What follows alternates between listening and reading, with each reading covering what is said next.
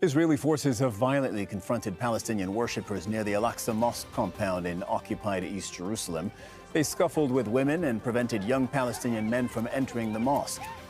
At least one Palestinian man was arrested inside the compound. Earlier, hundreds of ultra-nationalist Israelis made an incursion into the Al-Aqsa courtyards. Let's go to Paul Brennan in occupied East Jerusalem. Paul, tell us what happened this morning. Yeah, it's important to contextualize this.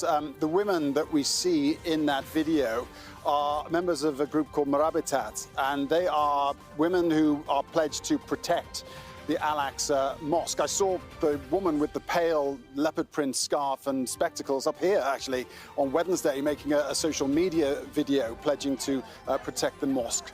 So these aren't members of the general public. These are women who are remonstrating with those Israeli soldiers and demanding access.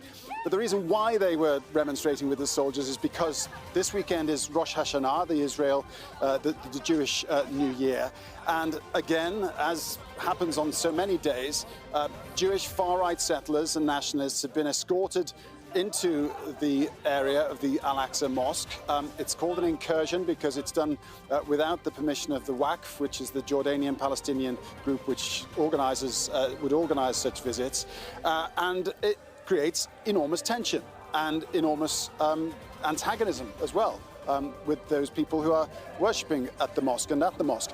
The arrest that we saw, I think most likely, we haven't heard from the police about this, but the arrest on days like today, young men in their 20s and 30s are banned from accessing the mosque because very often it's the young men whose tempers get the better of them and who confront these Jewish nationalist incursions, and so they are banned. So I suspect that the young man that we saw being arrested was one of those who perhaps slipped through the net and the police were taking him away. But there is perspective. I mean, on the one hand, you could say the police are doing a very good job of keeping the peace. But on the other hand, from certainly the Palestinian perspective, you can say that they are essentially threatening the status quo by facilitating these visits by Jewish settlers onto this holy site.